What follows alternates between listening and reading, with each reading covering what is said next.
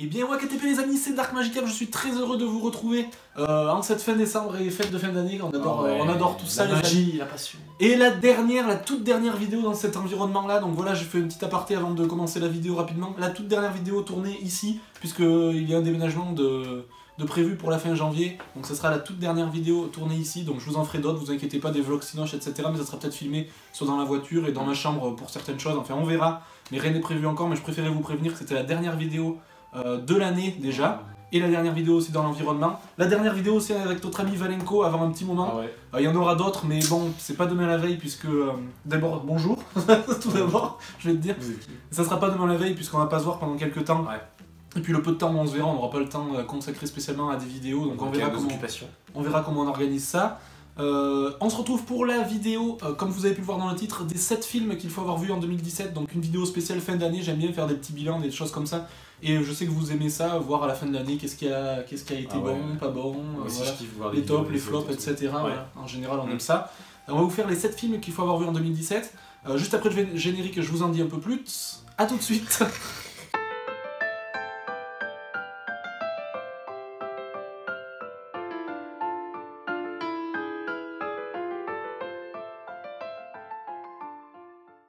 Donc voilà, on se retrouve, petit aparté pour vous dire tout d'abord que Valenko ne sait pas les films que j'ai mis dans cette liste, donc il va les découvrir en même temps que vous, et il va donner un petit avis sur chaque film. Voilà, il va pas faire, je vais pas me faire mes 7 films, et lui c'est 7 films, je vais faire les miens, et lui il me dira qu'est-ce qu'il en pense. Donc il n'y a pas de top, ce n'est pas un classement, c'est vraiment les 7 films qu'il faut avoir vus en 2017, voilà, il n'y a pas de classement particulier. Je ne vais pas m'attarder sur les réalisateurs ni sur les acteurs, etc. Je vais faire très vite pourquoi il faut avoir vu ce film en 2017 dans les salles. Donc on commence par les mentions honorables, donc les 3 films qui ont failli apparaître. J'adore ça. Qui ont failli apparaître dans les 7, mais qui ont échoué vraiment au pied de ce top, on va dire, même si c'est pas vraiment un top. Et on commence tout de suite avec un film de super-héros qui m'a vraiment ravi cette année. Voilà, il a failli y être, il est resté dans ce top même pour tout vous dire jusqu'à il y a pas très longtemps. Il a été détrôné malheureusement par une nouveauté. La Ligue des Justiciers. La Ligue des Gentlemen Extraordinaires. Non, il s'agit bien sûr du très réussi Wonder Woman. Donc Wonder Woman, je sais que toi aussi, je pense que tu l'aurais peut-être pas mis non plus, mais voilà, il est dans les mentions honorables parce que c'est un bon film de super-héros qu'on a aimé. Très bien adapté par rapport aux comics, qui reprend vraiment la trame principale. Très varié, des bons acteurs, une bonne bande-son, vraiment. Parce qu'il y a Gal Gadot. Ouais, bon, pas spécialement à cause de ça, mais... Dans ce film, il n'aime pas les films. Voilà, rien d'exceptionnel dans ce film, mais rien de mauvais non plus. Donc c'est un bon film de super-héros, moi je vous le conseille vraiment. Même les gens qui n'aiment pas les super-héros, il y en a beaucoup de personnes qui n'aiment pas spécialement les super-héros qui ont aimé ce film, parce que très bien fichu, je vous le conseille vraiment. Deuxième film, voilà, on continue, vous voyez vraiment, on s'attarde pas du tout, on aime bien d'habitude s'attarder, mais on s'attarde pas du tout. Deuxième film qui apparaît dans ces mentions honorables, pardon. C'est un film que notre ami Valenko n'a pas vu, je crois, si ma mémoire ne fait pas défaut. Il s'agit d'un film sorti en tout début d'année, un petit peu spécial puisque c'est la fameuse Noomi Rapace qui avait joué dedans et qui avait fait un rôle vraiment exceptionnel en jouant 7 sœurs, donc voilà, 12 Seven Sisters, sorti en tout début d'année avec William Dafoe et Noomi Rapace. J'adore William Dafoe. Voilà, un scénario aux petits oignons et un jeu d'acteur exceptionnel. Quelques défauts, voilà, celui-là il n'est pas apparu dans ces 7 films à aucun moment. Il a toujours été dans les mentions honorables, mais je ne l'ai pas détrôné ni quoi que ce soit. Donc voilà, Noomi Rapace qui joue ces fameuses 7 sœurs. Donc un film bourré d'action, bourré de bons jeux d'acteurs. Voilà, quelques redondances et tout ça, mais beaucoup de rebondissements, de changements. Voilà, vraiment un bon thriller. Qui ne mérite pas d'apparaître dans les 7 films, mais qui était vraiment pas loin aussi et que je vous conseille fortement parce qu'il sort très prochainement en steelbook et en Blu-ray, donc je vous le conseille là, en début d'année 2018, ça peut être sympa. Et enfin, un petit film français, voilà, que j'avais gardé encore une fois dans les 7 films aussi, mais qui a malheureusement été détrôné. Voilà, je voulais en mettre un dans les 7. Je peux dire celui que je pense. Vas-y. Là-haut. Au revoir là-haut. Au revoir là-haut. Au revoir là-haut, donc sorti il y a pas si longtemps que ça. Un film d'Albert Dupontel, le très bon Albert Dupontel que t'as pas vu toi, je crois. Non. Voilà, mais il me tentait bien. Ouais, alors vraiment, alors là, film, alors jeu d'acteur exceptionnel, thème exceptionnel, les gueules cassées de la Première Guerre mondiale. Vraiment ambiance et design vraiment super bien retranscrit là, des années 30-40. Un humour décapant, vraiment ultra fin, mais pas du tout lourdeux, vraiment... C'est pas de l'humour marvelesque? Non, c'est pas de l'humour marvelesque, ni de l'humour potache de comédie basique. C'est une comédie dramatique, thriller, mais vraiment avec un aspect, je sais pas, voilà, c'est un petit peu alternatif, ça fait un peu truc indépendant, tu vois. Voilà, vraiment avoir aussi ce Au revoir là-haut. Ouais, celui-là Je aussi, vous le conseille vraiment. Je pense que pour moi, c'est le film français de l'année. Même si on n'a pas vu énormément, je pense que c'est le film français de l'année. Et les critiques l'ont d'ailleurs acclamé quasiment à tous les coups. Ouais. Donc on attaque cette fois-ci dans le vif du sujet avec les 7 films qu'il faut avoir vus vraiment en 2017 à l'affiche. Et là, c'est 7 films qu'on vous recommande vraiment, absolument. Il faut absolument les avoir vus, les amis, en 2018, résolution de nouvelle année, voir ces 7 films surtout. Et on va attaquer de façon aléatoire et totalement, avec un film sorti tout début janvier 2017. On a été le voir avec Valenco au cinéma, et je pense que c'est peut-être même le film de 2017 pour nous, et pour l'ensemble même des spécialistes. Il s'agit d'une comédie musicale, voilà. Je pense que vous avez déjà compris de quel film il s'agit. Il s'agit bien sûr de La La Land, de Damien Chazelle.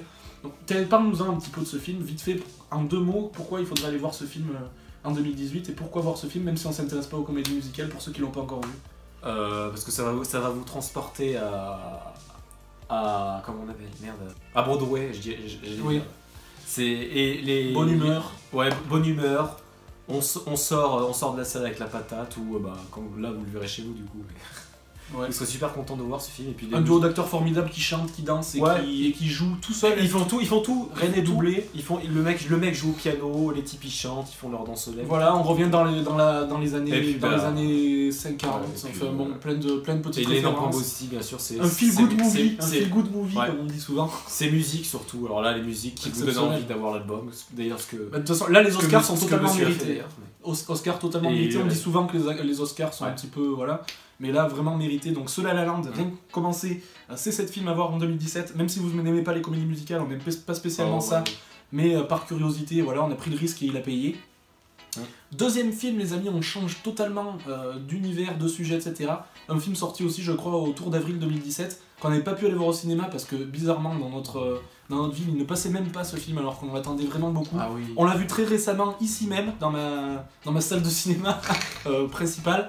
Et il s'agit de Brimstone, donc le célèbre Brimstone avec de nombreux acteurs vraiment exceptionnels. Il y a Dakota Fanning, Kit Harington, il y a celle qui joue Mélisandre de Game of Thrones également. Enfin, j'en passe et des meilleurs, Guy Pearce, par Martin Couloven. Donc un film qui se passe un petit peu l'univers western, mais c'est pas un western, hein. Voilà, c'est dans l'univers des États-Unis des années peut-être fin 1800, je sais pas, ça doit être quelque chose comme ça. Ouais, faut s'y connaître. Voilà, un petit peu dans l'univers des sectes, de la place de la femme à cette époque, avec les églises protestantes. Etc. Voilà, avec un prêcheur là vraiment sombre. Un film qui peut choquer un petit peu, avec un scénario vraiment exceptionnel, acteurs aux petits oignons.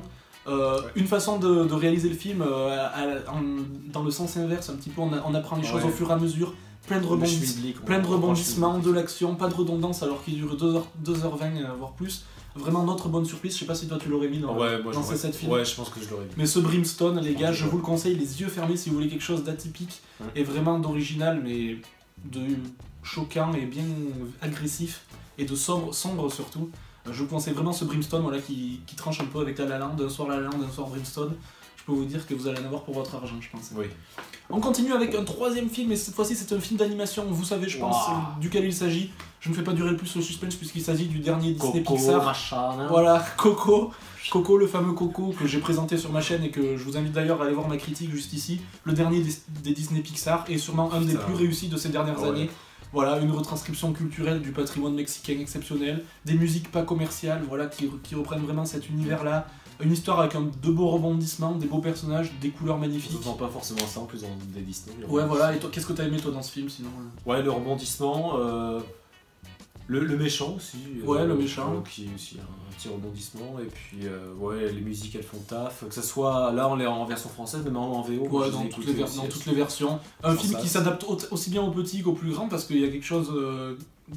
Chose vraiment dans le fond de ce film d'assez mature. Et puis tu l'avais dit dans ta critique aussi, ça rend superbement hommage à la fête des morts. Ouais, voilà, la fête des morts au Mexique. Ouais, puis vraiment la culture d'Amérique latine. Oui, voilà, encore mieux. Et puis on vous conseille vraiment ce film de surcroît parce que il ne va pas y avoir de vraies nouvelles licences Disney d'animation. Avant un petit moment, on avait vu, il va y avoir beaucoup de films live, des adaptations, vous savez, de dessins animés en live, là, en film réel, quoi, comme il y a eu Tarzan, le livre de la jungle, il va y avoir Le Roi Lion, Dumbo, etc. Mais avec des vrais acteurs ça. Ouais, voilà, avec des trucs soit de synthèse, etc. C'est pour ça fait peur. Donc vraiment, regardez ce Coco en 2018, puisqu'il va y avoir aussi la suite des Indestructibles et la suite de la Reine des Neiges, excusez-moi, mais bon, Oh, on peut les voir, mais bon. Ouais, Voilà. moi, ça me hype, hein, la suite des Indestructibles. Ouais, bon, bref, on verra ça, mais J'aime bien. ce que je veux dire, c'est qu'il n'y en aura pas de vraies nouvelles licences avant 2019, voire 2020, donc je vous conseille vraiment cette pépite de Coco, un sûrement. Ouais. Ils sont tous bons, les derniers, là, il n'y a pas de problème de ce côté-là, mais pour moi, c'est vraiment, je pense, le meilleur de ces dernières années, le plus vraiment réussi de bout en bout de l'année. Donc ce Coco, à aller voir également. On continue tout de suite après avec un film qui est sorti aussi, je crois, tout début d'année également, un petit peu après La La Land, mais très peu. Tu ne l'as pas vu non plus, vraiment. Alors là, vraiment un thriller très dérangeant, voilà, un petit peu alternatif aussi, mais vraiment qui met très mal à l'aise. C'est pas de l'horreur, mais voilà, c'est. Ah, bon, j'ai deviné, je crois. Voilà, c'est presque un huis clos sur un petit peu le racisme et ce qu'il peut y avoir aux États-Unis. Il s'agit de Get Out, donc voilà, qui peut être comparé un petit peu à des films intimistes comme Mother. Ouais. Voilà, on peut comparer ça à Mother, à Stalker. Voilà, c'est un petit peu intimiste. Voilà, une famille dans une grande maison, mais on sait pas trop les attentes et les objectifs de chacun. Tout le monde est un petit peu. Voilà, pas un huis clos, mais pas loin. Voilà, ça se passe vraiment comme les dans une mercenaires. Un petit peu moins, au début on rentre dans cette ville-là et c'est ville-là et alentour de cette ville-là, donc c'est un semi-huis clos, vraiment très dérangeant, voilà, très psychologique, mais vraiment très réussi avec pas de longueur. On en a pas tant que ça des films dans ce genre, donc je vous le conseille également, vraiment ça fait réfléchir et puis c'est très dérangeant et vraiment à compléter, voilà. Je vous ai mis des films d'un petit peu tous les univers pour pas que ce soit redondant et c'est vraiment tout à voir, chacun dans leur style, mais vraiment tous à voir. Moi, une priorité, moi d'ailleurs. Ouais, voilà, une de tes priorités, tu l'avais pas vu, non, mais bon, voilà, c'est vraiment, vraiment très très bon et je vous invite à aller voir ce que vous voulez, mais c'est vraiment très très bon. J'avais pas fait de critique dessus, mais c'était le top. On continue avec, je crois qu'il reste 2-3 films encore, donc on va aller un petit peu plus vite. Un film qu'on a vu tous les deux, d'ailleurs tu vas nous en parler parce que j'ai plus de salive. Il s'agit de Blade Runner 2049, la suite du fameux Blade Runner. C'est difficile. Ouais, bon tu l'aurais peut-être pas mis toi, mais j'ai voulu le mettre parce que c'est le seul vraiment gros film. Ouais, mais j'avais envie de mettre un gros film de science-fiction fantastique et dans tous ceux que j'ai vus, je me suis rendu compte qu'en 2018 c'est, je pense, le meilleur dans ceux que j'ai vus. Donc j'ai préféré le laisser. Dis-nous quand même uniquement les points positifs qui font que t'as mis quand même une note correcte. Sans... Ouais, je me rappelle un peu de notre vidéo qu'on avait fait déjà. Oui, on avait fait une critique aussi. N'hésitez pas à aller voir avec Ryan Gosling et Harrison Ford le retour. Donc la suite du Blade Runner qu'on n'avait pas trop aimé, le premier comme vous l'avez dit également. Ouais, mais alors là on peut spoiler du coup. Oui, vas-y. Bah moi ce que j'ai adoré c'est le Harrison Ford, on s'attend à le voir très très tôt et puis là le gars ça, c'est bien. Au bout de 3 quarts on le voit. Ça c'est le top. Mais pas ça nous a ambiance générale. Ambiance générale aussi. Pas de graphique, scénario. Peut-être parfois un petit peu lent, mais bon, ça reste un très bon film de SF un petit peu à l'ancienne, dans tous les cas. Ouais. Dans tous les cas, très bon film de science-fiction à l'ancienne. Une valeur sûre, voilà, rien d'exceptionnel, on s'attendait peut-être un peu mieux, mais de très grande qualité quand même. Donc il reste 2 films les amis, le temps que je retrouve, parce que je me rappelle plus trop ce que j'ai mis. Si, voilà, j'ai trouvé. Il s'agit d'un film sorti en mars-avril aussi, je pense que tu n'as pas vu non plus. Avec notre fameux l'Indien là, qui jouait dans Slumdog Millionnaire, j'ai perdu son nom alors je le connais. Dave Patel, voilà, c'est le fameux Lion, donc il raconte un petit peu. Aussi, non. Le fameux Dave Patel, donc le Lion, sorti en mars-avril 2017. Oh putain. Là, encore une fois, un film qui change totalement de ceux que je vous ai présentés. Il n'y en a aucun film se ressemble dans tout ce que j'ai dit. Déjà ça, la musique. Donc une ode un petit peu à l'escapade, aux origines de la personne qui s'en va à l'autre bout du monde, mais qui retrouve vraiment ses origines. En fait, ça fait bateau comme ça. Il donne pas envie le synopsis, mais je vous promets que ce film est très très très bon. Et est-ce que moi franchement j'ai pas aimé Slumdog Millionnaire. Est-ce qu'on peut aimer ça? Ah oui, non, rien à voir. Moi non plus j'avais pas trop aimé Slumdog Millionnaire. Il y a eu l'Odyssée de Pi. Tu vois, c'est un peu l'Odyssée de Pi sans les animaux et tout ça. C'est un peu ce genre, mais vraiment super bien foutu. Rien d'exceptionnel dans le scénario, mais c'est tellement bien foutu. On sent vraiment le fait qu'il soit vraiment très très loin, l'éloignement vraiment fort. Qui devient un peu taré parce qu'il est loin et qu'il n'a pas l'habitude. C'est une culture totalement différente, il est complètement perdu. Et on le voit vieillir Oui, on le voit vieillir et à la fin il revient chez lui et il se passe un gros retournement. Enfin, c'est vraiment très très bon avec la bande son de Sia là, qui est vraiment magnifique.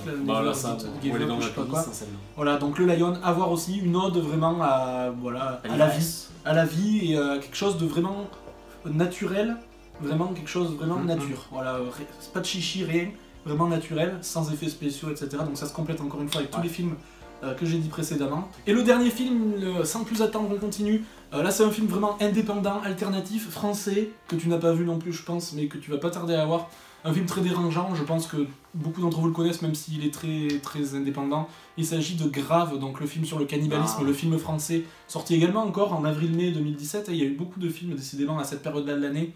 Voilà, le cannibalisme, filmé vraiment dans son plus simple appareil, on dirait que quelqu'un est rentré vraiment dans la vie de quelqu'un et la suit sans qu'elle s'en rende compte. C'est vraiment un film, voilà, ça te met mal à l'aise parce que tu as l'impression vraiment qu'il n'y a pas eu de réalisation, rien. C'est quelqu'un qui filme, on dirait, à l'insu des gens, voilà. Et c'est vraiment le quotidien d'une école vétérinaire, vous voyez, les écoles de médecine et tout ça qui se réfugient dans le travail, mais quand elles sont en dehors du travail, ils deviennent complètement dévergondés, là, dans les facs de médecine, vous savez, dans les soirées, ça devient des gens complètement dévergondés, ils font n'importe quoi. Et bien là, vous verrez justement comment cette fille d'environ 16-17 ans, qui est toute calme, toute timide et tout ça, devient complètement dévergondée, tarée, et se réfugie dans ce cannibalisme, avec des retournements de situation vraiment exceptionnels. Des scènes choquantes, mais bon, on en a fait trop, je trouve. On voit pas non plus en train de manger. On voit des choses choquantes, mais c'est pas aussi choquant que qui a été annoncé. Des rebondissements, un twist final, des acteurs exceptionnels. Aucun n'est connu, mais bon, voilà, tu sens le film vraiment presque d'auteur. Mais aucune longueur, il dure 1h30, ça se mange sans fin. Oui, c'est faut pas craindre. Français, bien sûr. Voilà, faut pas craindre, mais voilà, des bonnes chansons, etc. Je crois qu'il te disait quand même de le voir aussi. Ouais, vraiment par curiosité. Beaucoup, hein. C'est un film par curiosité et j'ai souhaité le mettre parce qu'il est pas dénué de défauts, c'est pas le film de l'année, mais il méritait d'y avoir un film comme ça et surtout un film français dans la liste parce qu'il y en a eu quand même des bons cette année. Donc voilà les 7 films, ça vient clôturer tout ça. Est-ce qu'il y a des films peut-être que t'aurais mis dans cette liste? Je te laisse vite faire réfléchir et que t'as pas mis. Lesquels t'ont marqué dans ces 7 films, voilà. Dans les 7 films que j'ai mis, lesquels tu ressortirais toi dans ceux que t'as vu clairement La La Land. Pour 2017 La La Land, Coco et Brimstone peut-être pour le côté un petit peu thriller, plus sombre que les deux autres. Ouais. Et aussi Star Wars 8. Star Wars 8, mais là vous voyez que c'est plutôt dans les flops, vous avez vu sûrement ma critique. Ouais, c'est ça. On va s'arrêter là les amis, on n'aime pas trop faire des trucs pas détaillés et rester dans le flou comme ça, mais on vous conseille vraiment tous ces films et aussi les mentions honorables qui sont quasiment aussi bons que les autres, voire aussi bons, c'est juste qu'il fallait faire un choix. Dites-moi dans les commentaires les amis quels ont été vos coups de cœur à vous de 2017, parce que je sais que nombre d'entre vous ont sûrement aimé d'autres films que nous, et des films surtout qu'on n'a pas vus, parce qu'on n'a pas vu, on prétend pas avoir vu tous les films non plus. Ouais. J'espère que vous avez aimé aussi cette petite rubrique. Voilà, dernière vidéo dans cet univers, donc mettez-moi les petits pouces bleus pour nous soutenir et pour nous faire plaisir pour la dernière vidéo de l'année. Donc voilà le petit pouce bleu pour faire plaisir, cette fois-ci je le réclame pas souvent ou je réclame pouce bleu ou pouce rouge comme vous voulez, mais là je réclame vraiment les petits pouces bleus les amis, ça me fera entièrement plaisir. D'ici la prochaine vidéo les amis, portez-vous bien, merci Valenko pour cette vidéo. À la prochaine les amis, de bonnes fêtes de fin d'année et joyeux Noël à toi. Bon Noël à toi aussi. J'espère que les hôtes du Père Noël et vos pieds de sapin seront bien remplis. Mange pas trop de voilà, bonne fête de fin d'année, on se retrouve un petit peu plus tard dans l'année, on verra quand. Et puis salut. Tchou.